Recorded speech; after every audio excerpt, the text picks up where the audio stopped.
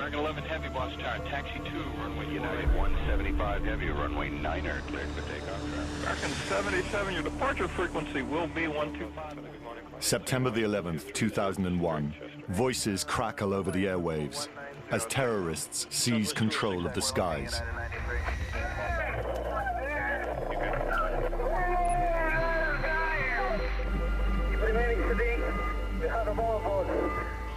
Newly released audio recordings made that day reveal the chaos behind the unfolding events of 9/11. Our number one got stabbed. Our first-class galley flight attendant and our purser's been stabbed. We have a hijack. We have some problems over here right now. I'm on a plane that's been hijacked. I hope to be able to see your face again, baby. I love you. Another one just hit the building. Wow. Wow. Another one hit it hard. Another one just hit the World Trade.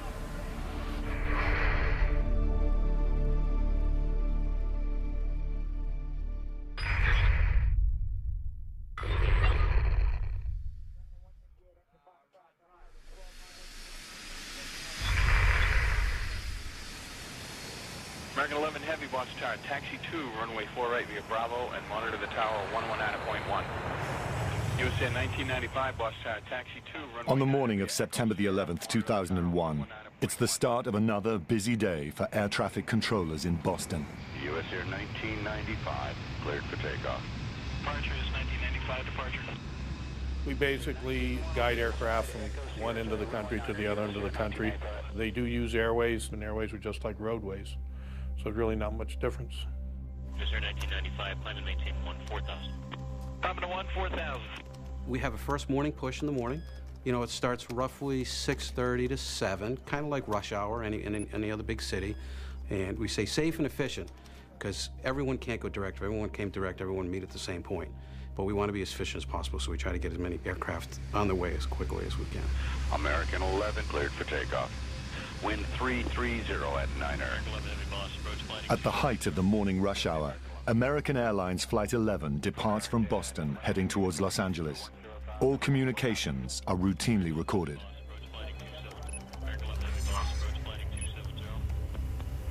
American 11 Boston, center roger, climb maintain level 280. American 11, turn 20 degrees right. Mike Lima has you loud and clear.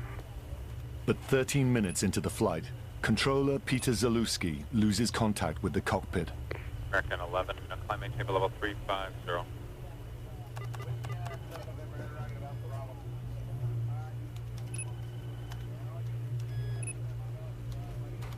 American 11 Boston. Silence is real scary for a controller. We develop a three-dimensional picture in our head telling us what we have, and we know where everybody is. And if you ever lose that picture, that's a very, very scary feeling. You get a pit in your stomach. American 11, if you hear Boston Center, ident please or acknowledge. The biggest thing you need on an airplane to work is their radios. If you don't have their radios, you have no control. We had lost radio contact with them, and then we almost simultaneously lost their transponder. Looks like he's turning right. Pretty much makes your plane kind of invisible. Trying to identify that aircraft to other people now becomes more difficult. He will not respond to me now. He won't answer you. Here's Nardo. Roger. Right. United 175 Heavy, runway 9er, cleared for takeoff. Cleared for takeoff, runway 9er, United 175 Heavy. As concerns grow about American 11, Boston Air Traffic Control has dozens of other scheduled flights to deal with. Among them is United Airlines 175, also heading for Los Angeles. United 175 Heavy, 3 out of 1200. United 175 Heavy, Boston departure radar contact, climb and maintain 14000. 14000, United 175 Heavy.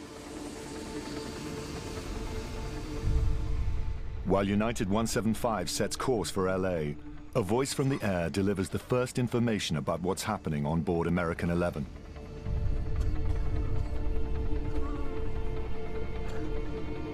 From the rear of the aircraft, flight attendant Betty Ong calls an American Airlines operator on the ground. Hello? My name is Betty Ong. I'm number 3 in the back. The cockpit's not answering. Somebody's stabbed in business class. And I think there's mace that we can't breathe. I don't know. I think we're getting hijacked. Which flight are you on? I'm number 3 on flight 11. Okay, you're the flight attendant? Yes. And the cockpit is not answering their phone. 5 men have stormed their way into the cockpit. American 11 has been hijacked. Our number 1 got stabbed. Our first class galley flight attendant and our purser's been stabbed. And we can't get to the cockpit. The door won't open. I think Betty sounds very much in control. I just can't imagine what it would have been like to be inside the aircraft, not knowing what was going to happen. Can anybody get up to the cockpit? I think the guys are up there. They might have found their way up there or something. Nobody can call the cockpit. We can't even get inside. Hi, The supervisor keeps Betty on the line and calls an emergency number to report the hijacking.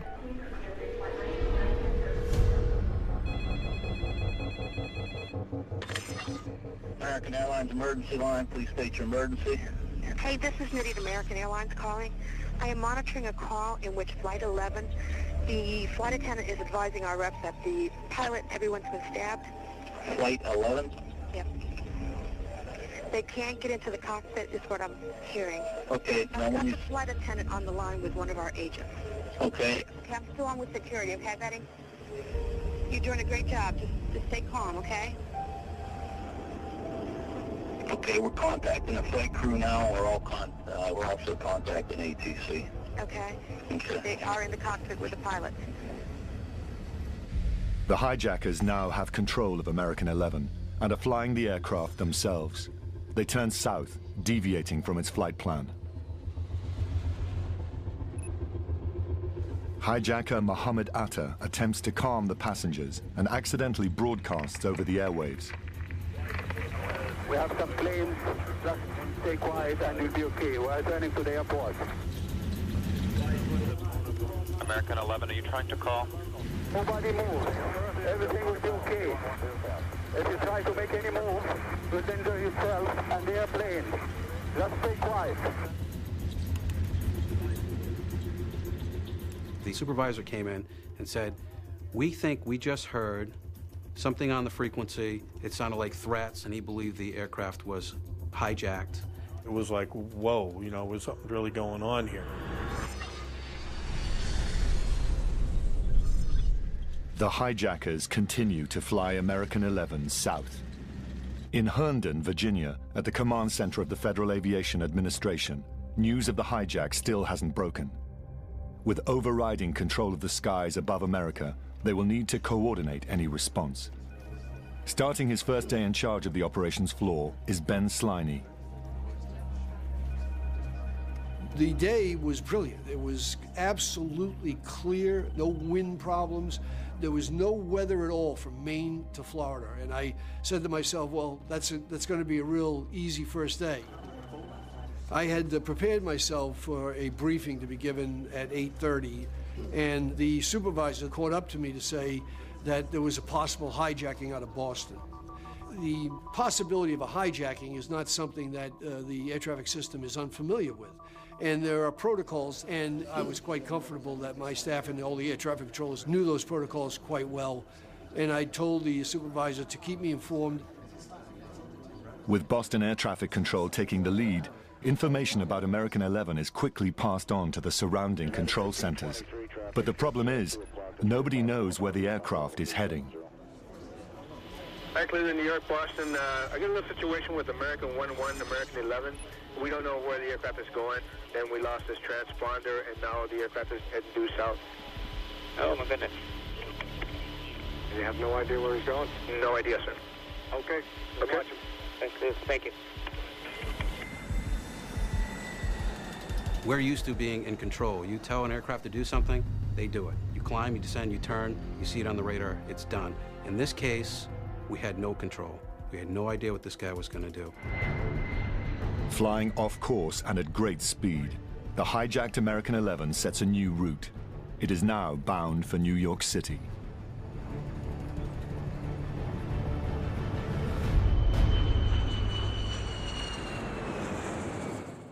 As the hijacked American Airlines Flight 11 continues on its new flight path, at the Federal Aviation Administration's command center, Ben Sliney is informed of a stabbing on board.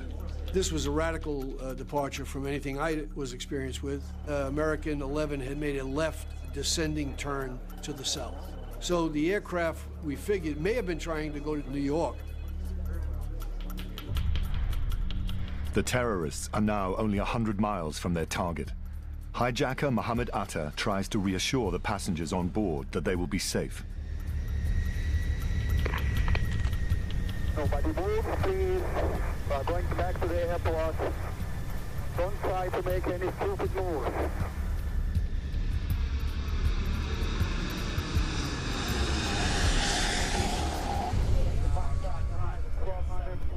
At the time of 9/11, the defense of the northeast coast of America is in the hands of NEADS, the Northeast Air Defense Sector.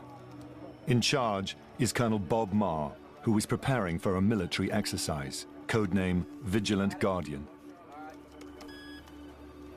On September 11th, we were beginning an exercise. It was going to be a week-long type war game where nobody was going to get hurt. And it gave you the opportunity to make mistakes and have them pointed out. So it wasn't going to be an easy week by any means, but it was a simulation. As NEADS waits for the exercise to begin, Boston Air Traffic Control looks to take decisive action over the hijacking of American 11. American 11, if you hear Boston Center, ident please or acknowledge. Controller Joseph Cooper is told by his supervisor to break protocol and call the military directly to ask for assistance. We had noticed the aircraft had turned south, and it actually increased in speed. It was going faster for some reason. I called NEADS to advise them that we had a hijack. You know, it was confirmed. Roger, weapon, Sergeant Powell. Hi, Boston Center, Team U. We have a problem here. We have a hijacked aircraft headed towards New York, and we need you guys to scramble some F-16s or something up there to help us out. Is this real world or exercise? No, this is not an exercise, not a test. When I gave him that information, it appeared he didn't believe me because he asked me if it was real time or not. You know, at this point, I'm like, yes, it's, you know, and this guy's moving fast, and he's headed southbound, and we have no idea what he's doing. Just help us somehow, some way. Hey, big time. He handed me off to someone else. I assume it was his superior. Hi, this is Major Deskins. Joe Cooper, Boston Center. We have a hijacked aircraft headed towards the New York metro area. Wondering if you could send someone up there, some F-16s or something. Okay. Maybe out of Otis. Okay. So you have a But air traffic control and the military use different technical jargons. Put simply, they don't understand each other. Hold on a second. Do you have a mode 3 on it? No, Do you have a mode 3 code? it's just a primary target only. We lost the mode C on it. I felt panicked. My heart was pounding, you know, and I just, you know, and I was just hoping for someone to help us out. News of the hijacking of American 11 filters through to the floor of NEAD's control room. The military personnel are unprepared. What? Not real world. Cool. Really? Where is it? Boston? Yep. To find out more about the hijack, an identification technician calls Boston Air Traffic Control. Colin Scoggins answers the call. Yeah, Hunter's calling in reference to the hijacked aircraft. Yes. We need call sign type aircraft. It's American 11. Type aircraft is a 767. Do you have a mode 3? No, we don't. He's a primary target only. Primary target only? Yeah. At that time, I kept telling him it was a primary target, but during that time period between the military and the FAA, that term probably had two different meanings. So they still want to know what the code is, and I'm trying to explain to them that there is no code and that they need to pick up this primary target. He took off out of Boston, originally heading for Los Angeles. Where are they going now? Do you know? We don't know. You don't know where he is at all? We don't know. We don't know where he's going. He's 35 miles north of Kennedy now at 367 knots. Okay. We'll call you right back as soon as we know more info. Thank you. Okay. A lot of frustration because we've been trying to tell them where the aircraft was, and they just couldn't identify it. As the technicians struggle to locate American 11, Colonel Bob Marr mobilizes the military's first air defense response. My first call then was, we need to put these guys on battle stations. What battle stations does is puts the pilots in the cockpit. NEADS have 2 Air Force bases on the East Coast with fighter jets at their immediate disposal. The closest to American 11's flight path is Otis Air Base, Cape Cod, 190 miles from New York City.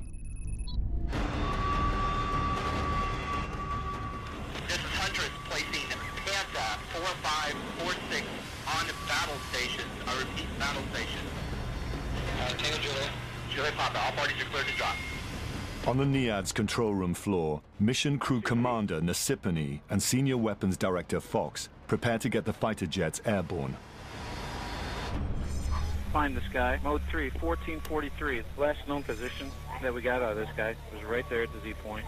He's heading 190 at 29,000 feet. This is real world. Okay, we're in the hijack that we got out of this guy. Now you're in this period of trying to get fighters in the air, trying to locate the track of interest, the hijacked aircraft, get the fighters pointing in the right direction.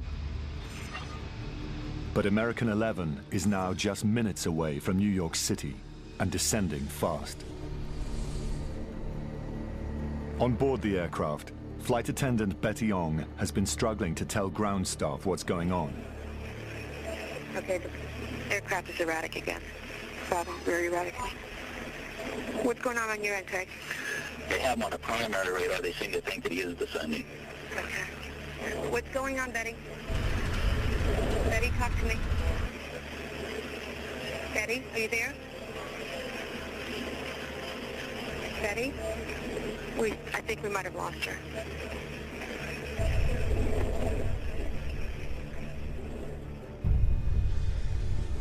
Moments after communication with American 11 is lost, NEADS is still trying to get fighters in the air. I don't know where I'm scrambling these guys to. I need a direction, destination. Okay, I'm going to give you the Z point. It's just north of New York City. Head them in that direction. Copy that. Finally, the fighters are scrambled.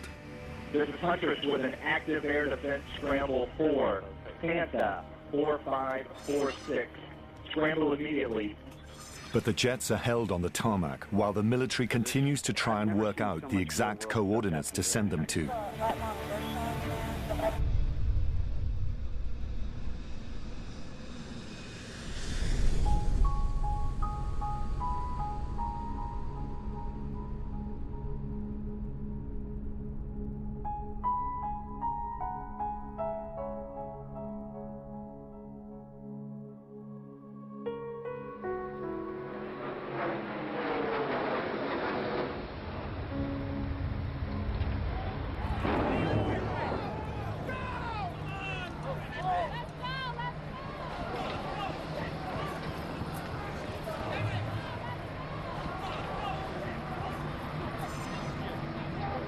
Just 40 seconds after the order to scramble is given, Mohammed Atta flies American 11 into the North Tower of the World Trade Center.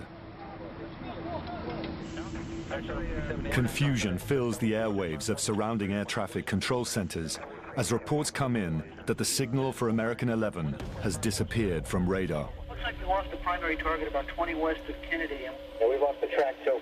Yeah, New York confirms we've lost the track as well. Are you serious? Kennedy Tower reports that there was a fire at the World Trade Center. And that's the area where we lost the airplane. Soon after the impact, news reports can be heard speculating as to what might have happened. We understand that there has been a plane crash on the southern tip of Manhattan. You're looking at the World Trade Center. We understand that a plane has crashed into the World Trade Center. We don't know anything more than that. We don't know if it was a commercial aircraft. We don't know if it was a private aircraft. We have no idea. In the air, pilots above New York are confused by what they are seeing. Anybody know what that smoke is? A lot of smoke in lower Manhattan. A lot of smoke in lower Manhattan? Out of the top of the World Trade Center building, a major fire. Everyone was just like in shock and disbelief. You know, it's like you couldn't even think straight. It's like, oh my God, the worst thing for air traffic. You know, you trained your whole life Number one, safety. Keep them separated, keep them safe. So we just lost. And that was the feeling you had, you lost.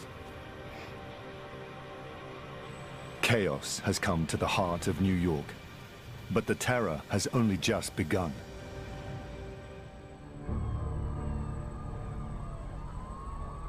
Some early reports indicate that a small aircraft has struck the World Trade Center, but at the Federal Aviation Administration's command center, reality is dawning. I knew, and anyone in air traffic control and aviation knew, that that was no small aircraft that had struck the World Trade Center. I had a very bad feeling when I saw the size of the fire and smoke, and obviously something huge had hit that building. News of the crash reaches the Northeast Air Defense Sector. This is what I got. Possible news that 737 just hit the World Trade Center. This is real world. And we're trying to confirm this. Oh my God. Oh God. We had a report that a light aircraft had hit the World Trade Center. We had a report that landing gear off an aircraft had hit the World Trade Center. I think there was even a call that a commuter aircraft had hit the World Trade Center. Last I knew, they had a primary on it. The worst possible situation in my mind at the time was that there'd been some terrible accident. Just do what we gotta do, okay? Without confirmation that American 11 is involved in the crash, the military maintains its objective. The mission had not changed. There was no guarantee that the hijacking was over, and so fighters are still getting out there. Send them to New York City, still continue go. 7 minutes after American 11 struck the North Tower, fighter jets finally take to the skies. Make sure that the FAA clears your route all the way through. Just do what we gotta do. But the hijackers are always one step ahead. 147 miles from Otis Air Base is New York Air Traffic Control Center, which handles one of the busiest airspaces in the world. Controller Dave Battaglia has 19 years of experience working on these routes. He's about to be caught up in the middle of the second phase of the terrorist attack. United 175, clear direct spotter. United 175. United Airlines Flight 175, which left Boston 15 minutes after American 11, suddenly alters its transponder code. United 175, recycle your transponder, squawk code of 1470.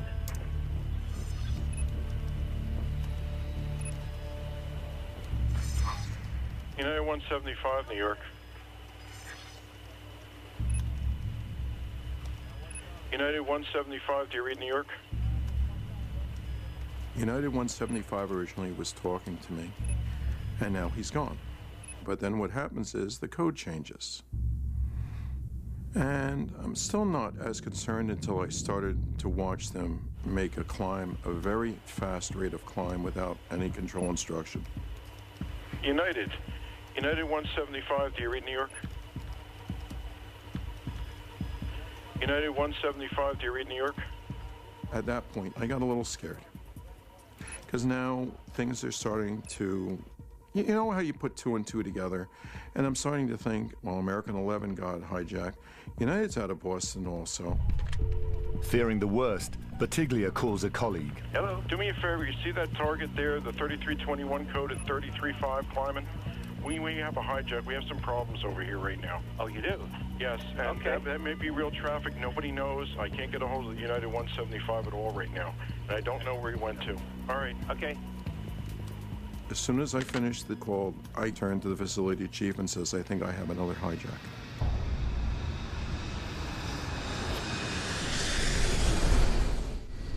September the 11th, 2001. On board United 175, helpless passengers try to call their loved ones. Brian Sweeney leaves a message for his wife, Julie. Jules, this is Brian. Lives on an airplane that's been hijacked. If things will go well, it's not looking good. I just want you to know I absolutely love you. I want you to do good. So happy to find. Same to my parents and everybody. And I just totally love you, and I'll see you later.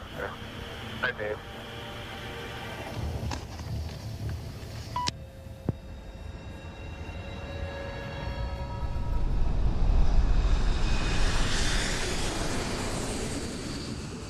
I knew he was saying goodbye.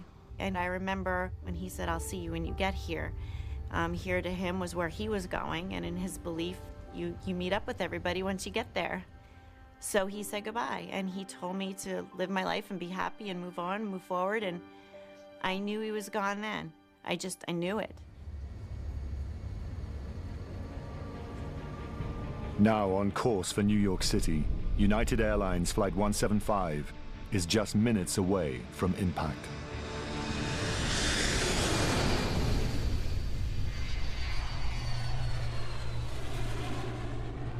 New York Center loses contact with United 175.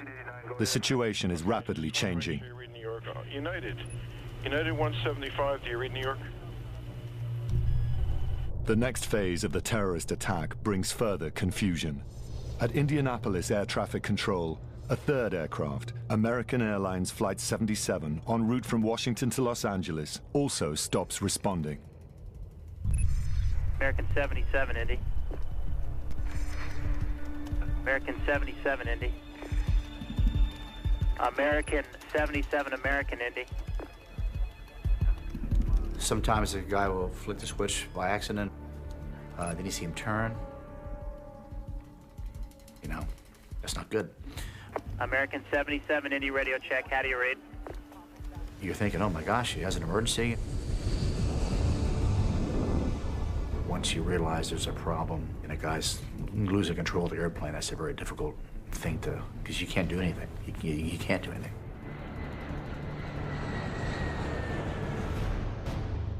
As American Airlines Flight 77 deviates from its flight path, in New York, concern grows amongst controllers as United 175 begins a fast descent into the heart of the city. Hello.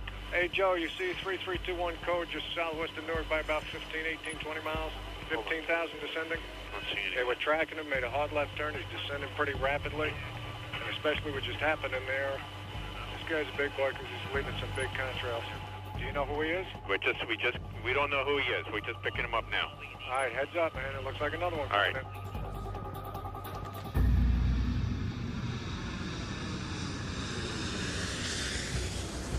United 175 was descending at an extremely rapid rate of descent, something I've never, ever seen that fast a rate of descent.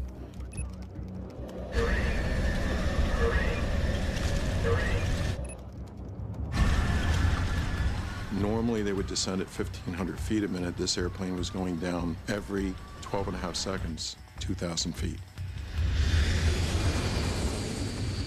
That's a tremendous rate of descent. Hey, can you look out your window right now? Yeah. Can you see God about 4,000 feet, about 5 east of the airport right now? Yeah, I see him. Is he descending for the building also? He's descending really quick too, yeah. Well, that's 2,500 feet now. He just chopped 800 feet in like one sweep.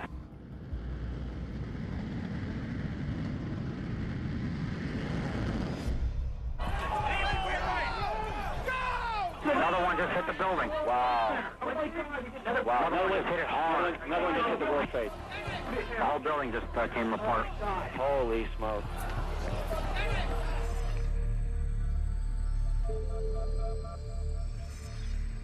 Everybody was in shock. You're watching something on a radar scope, and you see the target disappear. Now somebody comes in and yells, an airplane just hit the Trade Center. Now, both of those together paints a picture in your mind that you'll never forget. We didn't actually see the crash, but we watched everything happen unfold on the scope.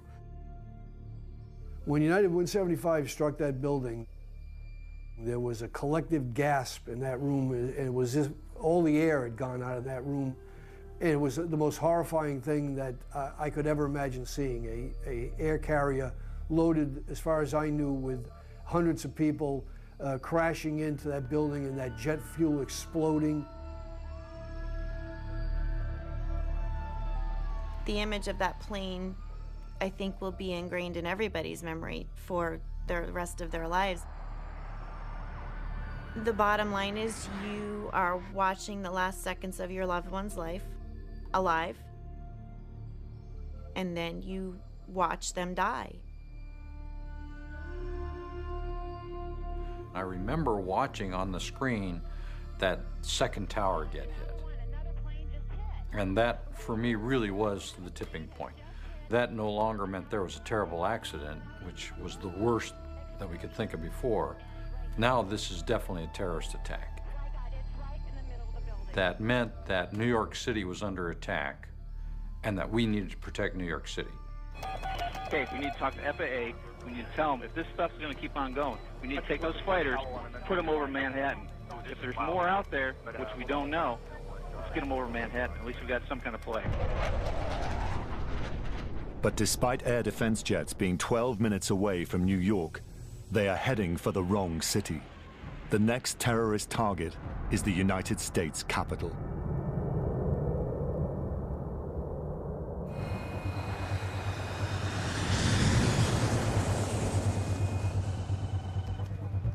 The speed of the terrorist attacks causes confusion across the airwaves.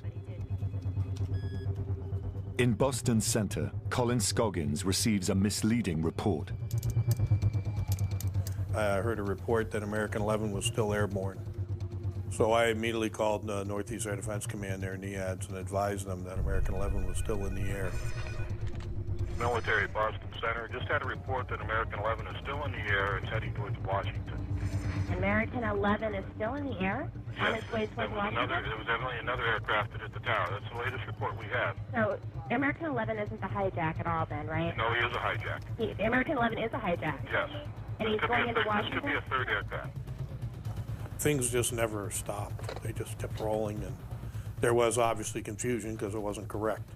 Okay, American Airlines is still airborne. 11, the first guy, he's heading towards Washington. I'm going to take the fighters from Otis and try to chase this guy down if I can find him.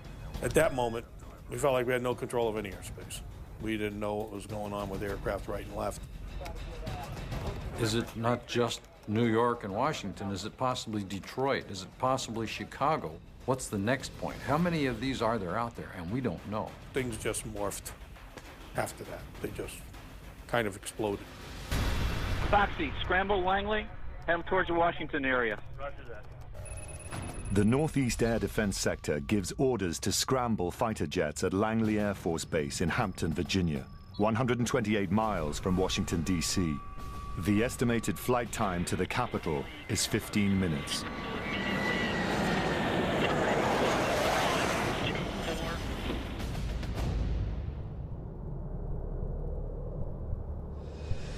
Two hijacked aircraft are down, and American 77 is unaccounted for. Now it becomes clear that a fourth aircraft is part of the terrorist plan of attack. Good morning, New York, United 93, with you 25.5 for 280. United 93, New York Center, good morning. At 8:42, United 93 had taken off from Newark International. 46 minutes later, controllers in Cleveland hear the moment hijackers storm the cockpit.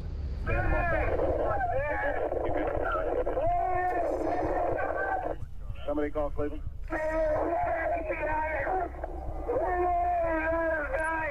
United 93, verified 350. We hear some funny noises. We're trying to get him. Do you have him? No. United 93, Cleveland. United 1523, did you hear screaming? Yes, I did, and we couldn't tell what it was either. They got the piece sit down. Keep remaining sitting. We have a ball aboard. The Cleveland controllers take swift action, clearing all aircraft out of United 93's way. Aircraft we believe was transmitting is 12 o'clock, flying 5 miles, turn left heading 225, I'll get you away from him. 16 Mike Foxtrot, fly heading 120 to get you away from that. Going 120 on heading, Mike Fox. He's climbing, so I want to keep everybody away from him. As United 93 continues to climb erratically, in Washington, controllers are still anxiously trying to track the third hijacked aircraft, American 77, which has entered their airspace. Boom, I see him on the radar. I was like, wow, who is this guy? What's he doing? What's going on? I go over to my supervisor, Vic. He picks up the phone right away. Huntress ID, unsecure line.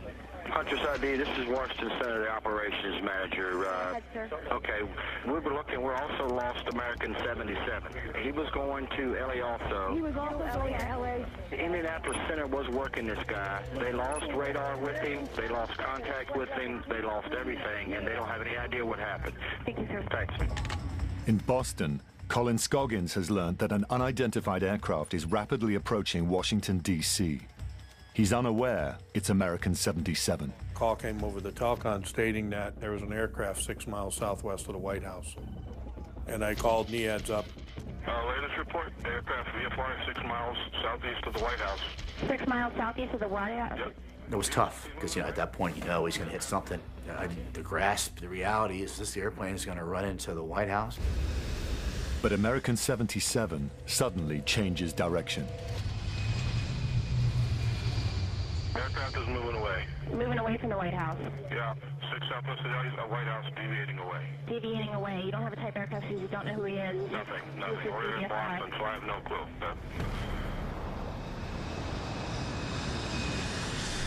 It was a very helpless feeling. And my supervisor yelled, "Anybody got a military? Anybody got a military?" And we had this military C-130. And he says, "Have that guy follow that guy. Turn, follow him, and see if you can see where he's going." Go for 06. Traffic is 11 o'clock and 5 miles northbound, fast-moving, type and altitude unknown. Go for 06, we have the traffic inside 12 o'clock. All right, you have the traffic. Do you know what kind it is? Can you see? Looks like a 757, sir. Looks like he's at low altitude right now, sir. Go for 86, turn right and follow the traffic, please. And then he made a hard right turn, and his ground speed started clicking up, clicking up, clicking up, clicking up as he's descending the whole time. And he was going about 500 miles an hour. That's an extreme speed. That's the speed you see at 35,000 feet. You don't see 500 miles an hour, 100 feet off the ground, which is about where he was when he dropped off for scope. And Washington, this is go for 06. Okay. Yes, sir, that aircraft is down. Looks like that aircraft crashed into the Pentagon, sir. As American 77 strikes the Pentagon, air defense jets are still 29 minutes away from Washington, D.C. The capital of the United States is under attack and is defenseless. To hear that the Pentagon had been hit, it was pretty much all afterward. We already had the F-16s in the air. We were already trying to get them vectored towards Washington, D.C. Basically, we have no involvement with American Airlines 77. This was now spreading, and we had to start really worrying about aircraft all over the country, where they were coming from, and that really nobody was safe.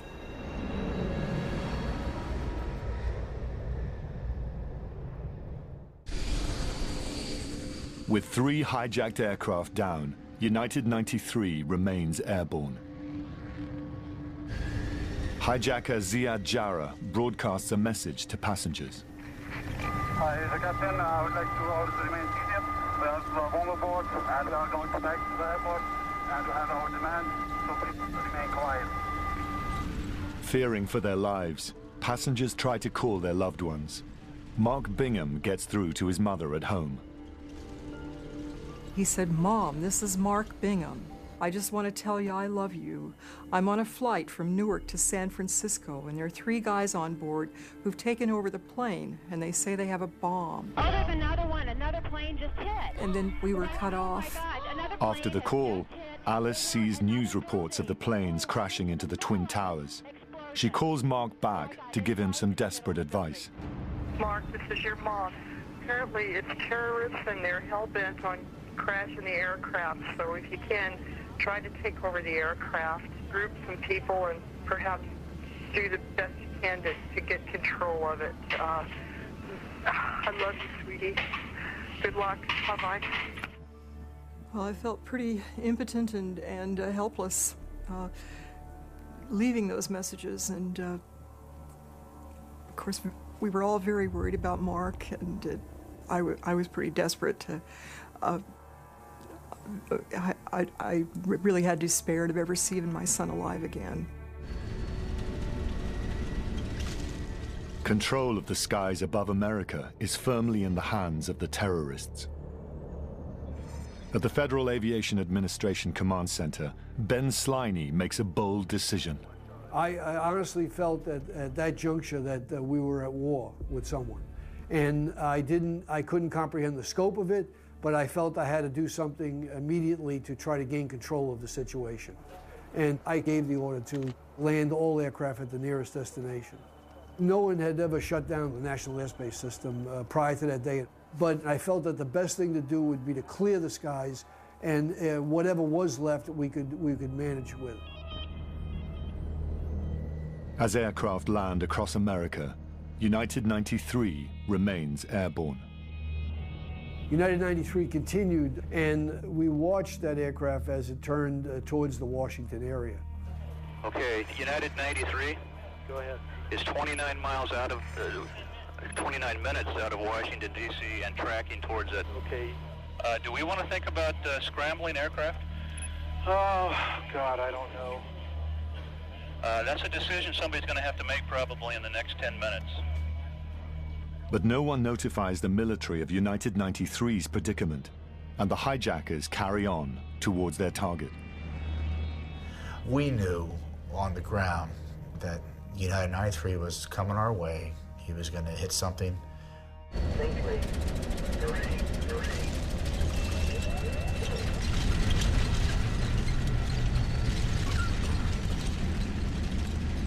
On board, the terrorists have the passengers and aircrew contained. From the back of the aircraft, flight attendant Cece Lyles tries to call her husband. Hi, baby. Baby, you have to listen to me carefully. I'm on a plane that's been hijacked. I want to tell you I love you. Please tell my children that I love them very much. There's 3 guys, they've hijacked the plane, and I've heard that there's planes that's been flown into the World Trade Center. I hope to be able to see your face again, baby. I love you. Bye. The plane should have come apart because Ziad Jarrah was flying it so low and so fast.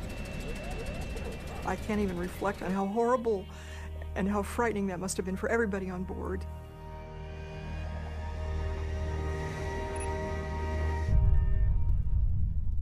As some of the passengers fight back and try to retake control of the plane, United 93 crashes in a field near Shanksville, Pennsylvania. United 93? Yes.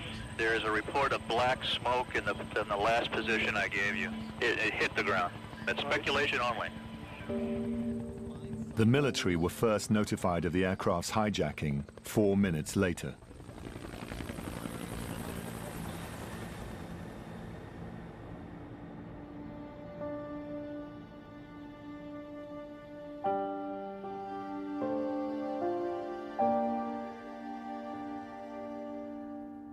The voices from the airwaves on September the 11th, 2001 revealed that the U.S. Air Defense and Civil Aviation Administration were completely unprepared, as a new type of war took the lives of nearly 3,000 people.